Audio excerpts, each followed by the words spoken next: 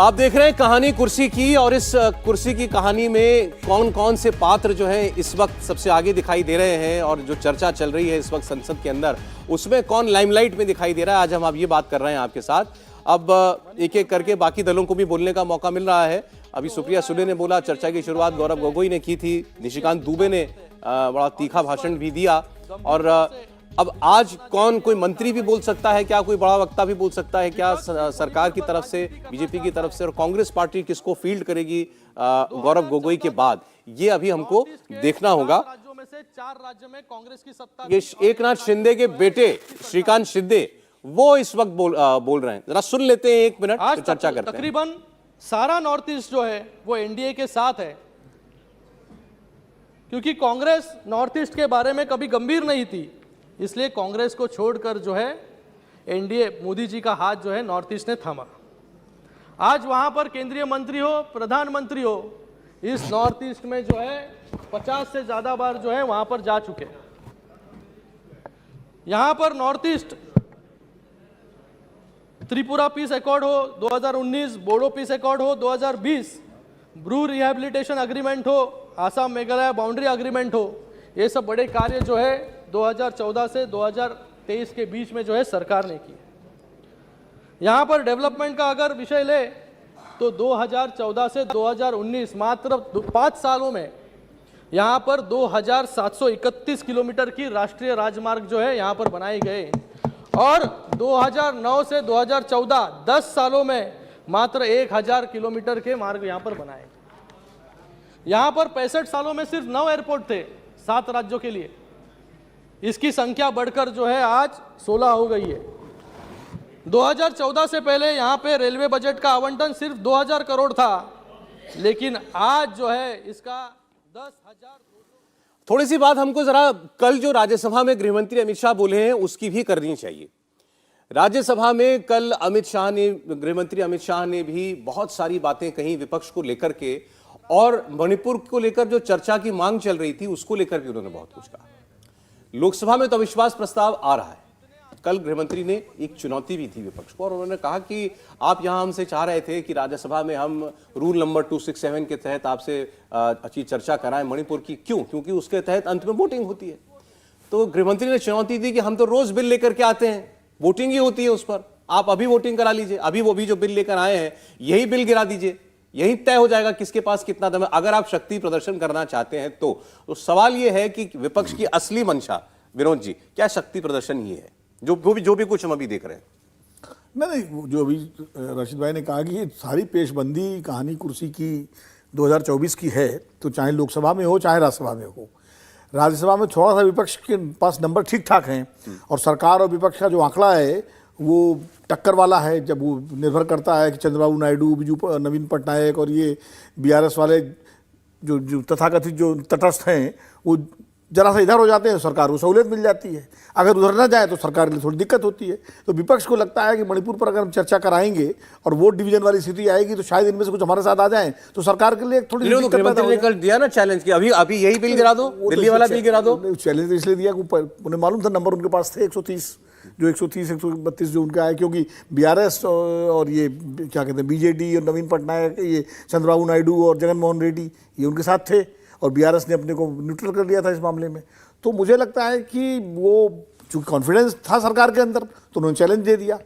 अब यही चैलेंज अगर वो पहले करा लेते तो ज़्यादा दे देते, लेकिन जब उनका उन्होंने तो अभी कहा 11 तारीख को कर लीजिए चर्चा, नहीं तो 8, 9, 10 अविश्वास प्रस्ताव के लिए डेट थे, आप 11 को कर लीजिए। सारी पेशबंदी और सब 24 के लिए है कि भाई हम क्या हैं, आप कराना चाहो करा लो।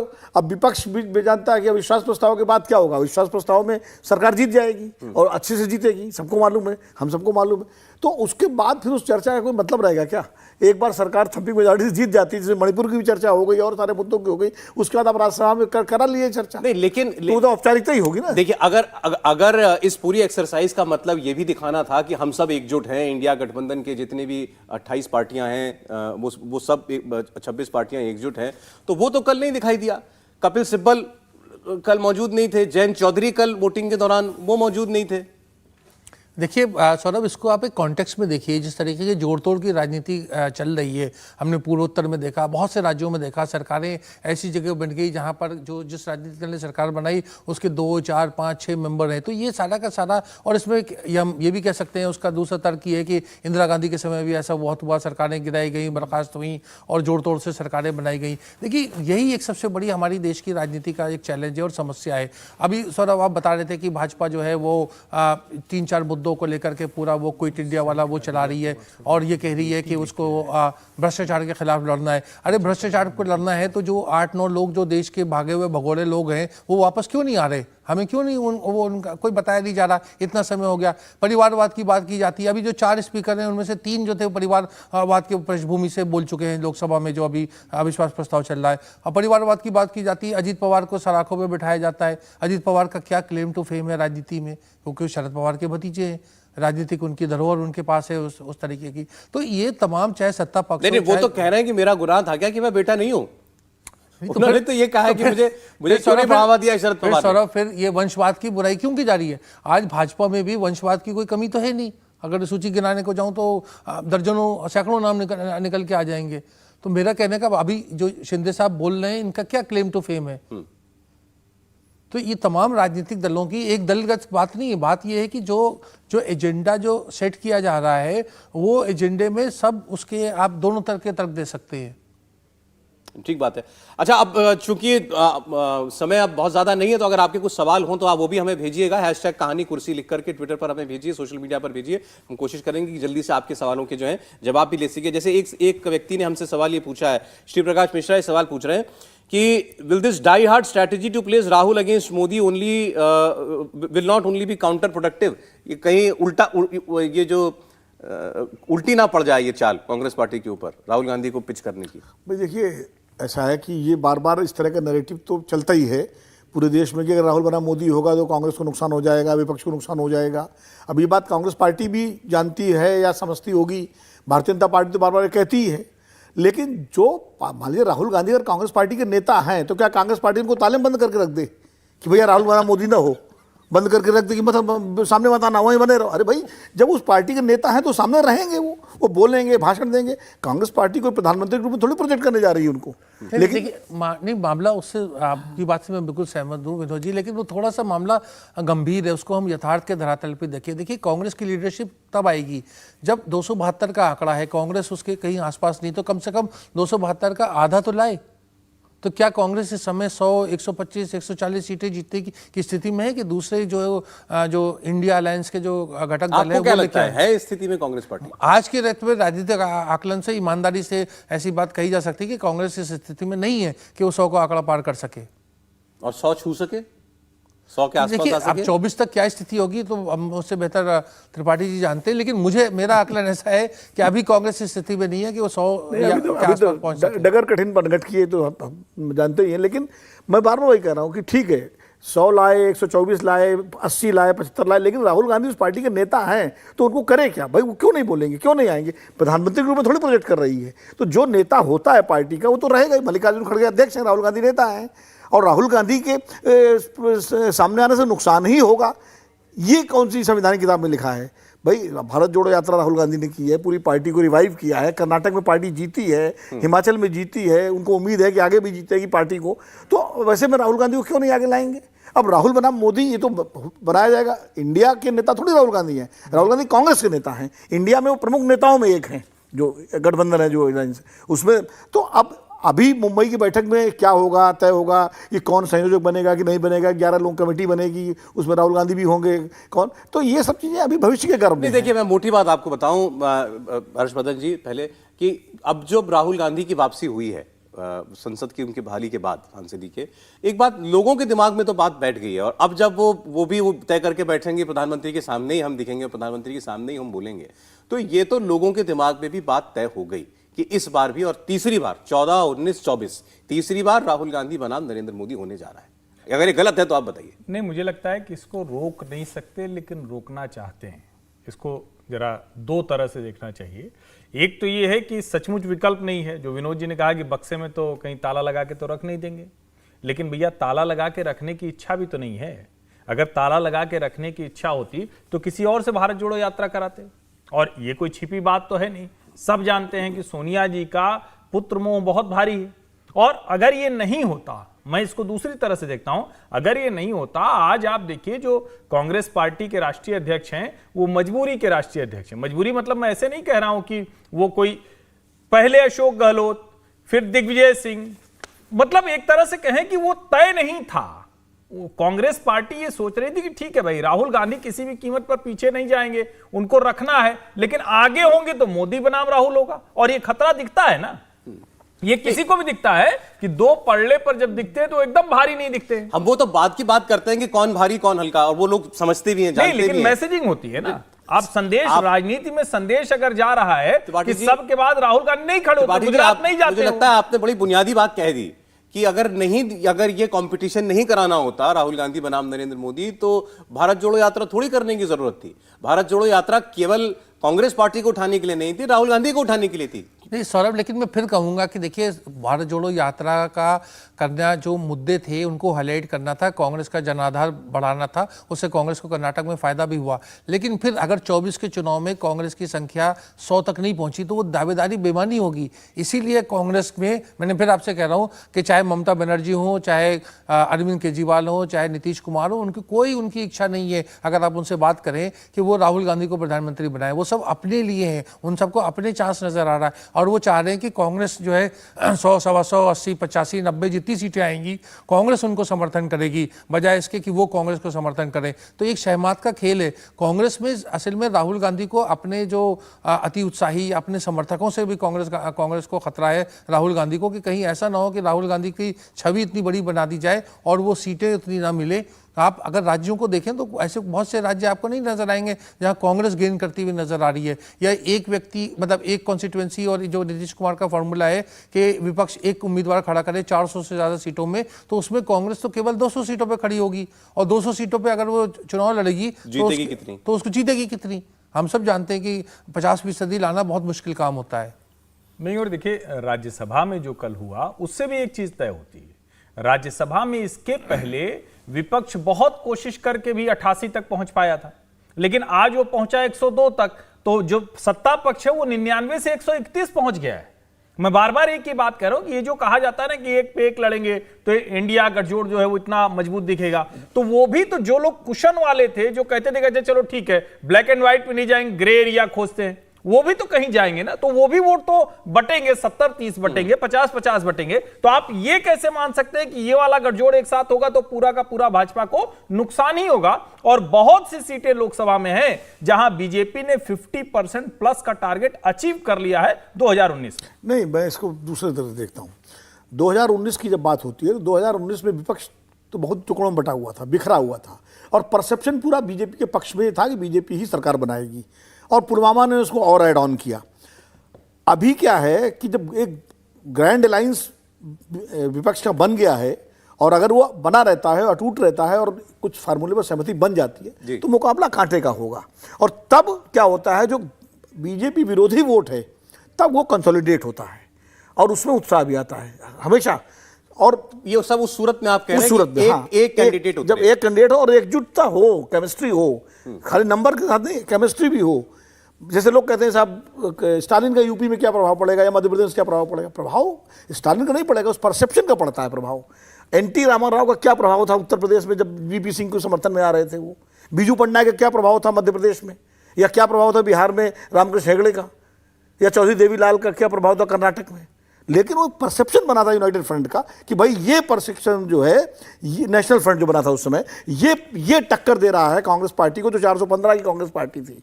हम 303 बीजेपी की बात करते हैं, हम सिर्फ एक राजनीति भूल जाते हैं। तो वो एक परसेप्शन जो बनता है, उसमें फिर जो फेंस सीटर वोटर होता है वो तय करता है कि इधर जाना है उधर जाना है। देखिए, एक सवाल मेरे पास बड़ा इंटरेस्टिंग आया, बात सब ज्यादा, मुझे लग रहा है दर्शकों का भी इंटरेस्ट जो है वो राहुल गांधी बनाम नरेंद्र मोदी में उसमें ज्यादा है। लेकिन ये सवाल राकेश कुमार गोयल साहब ने फ्रेज बड़ा मजेदार तरीके से किया। उन्होंने सवाल ये किया है, क्या मोदी जी ने 2024 में अपनी जीत सुनिश्चित करने के लिए फिर से स्ट्रेटेजिकली विपक्ष की ओर से राहुल गांधी को प्राइम मिनिस्टर कैंडिडेट के रूप में प्लांट किया है? क्या मोदी जी ने प्लांट करवाया राहुल गांधी को कि ये इनको उभारे कांग्रेस, लड़वा मेरे सामने लड़ा? सौरभ, ये लोकतंत्र में ही ये सब ऐसी बातें कही जा सकती हैं और बड़ी खुशी की बात है कि इसका पूरा ताना बाना हुआ कि एक राहुल गांधी ने खुद से एक समुदाय विशेष के या व्यक्ति विशेष के बारे में कहा, फिर अदालतों में मामला गया, फिर सज़ा हुई, फिर सज़ा से छूटे। तो इतना ज़्यादा ये सब मतलब ऑर्केस्ट्रेटेड चीज़ तो नहीं हो सकती है। मुझे इसमें को लेकर संदेह है काफी। अरे देखिए, अभी लेकिन जो लड़ाई राज्यसभा में चल रही थी, वैसे हमें लगा था कल हो गया, बिल पास हो गया दिल्ली वाला, उसके बाद शायद अब तल्खी में कमी आएगी, लेकिन आज पहले आपने देखा कि डेरेक ओब्रायन जो है उनको पूरे सत्र के दिन निलंबित कर दिया सभापति ने, उनका रवैया खराब था। अब जयराम रमेश जो हैं, जयराम रमेश ये कह रहे हैं कि आज उन्होंने ट्वीट किया, आज 1 बजे इंडिया पार्टी के फ्लोर लीडर्स ने प्रिविलेज मोशन सबमिट किया है। किसके खिलाफ? Leader of the house Piyush Goyal के खिलाफ, जो सदन के नेता हैं पीयूष गोयल के खिलाफ विपक्षी दलों ने प्रिविलेज मोशन मूव किया है। और क्योंकि उन्होंने सारे ऑपोजिशन के नेताओं को ट्रेटर शब्द का इस्तेमाल इसमें किया हुआ है। मैं वो एग्जैक्ट शब्द पीयूष गोयल जी क्या बोले हैं, गद्दार बोला है, क्या बोला है तो अब नहीं, कैसे अब देशद्रोही बोला है, मुझे नहीं मालूम क्योंकि मैंने सुना नहीं। तो जो इसमें लिखा शब्द है वो है ट्रेटर, और कह रहे हैं कि माफी से कम हमें कुछ मंजूर नहीं है, माफी चाहिए पीयूष गोयल की, और इससे कम पर हम मानेंगे नहीं। देखिए, कल जो अमित शाह ने किया है उसके बाद विपक्ष के लिए इस तरह का हमला तो एक तरह से कहें कि प्रत्याशित है, क्योंकि जिस तरह से चुन चुनकर शब्दों को निकालकर चिदंबरम के उस बयान पर कि आप बोलने लायक नहीं क्योंकि हार गए यहां, तो उन्होंने कहा भैया तुम तो देश भर में कहीं बोलने लायक नहीं बचोगे।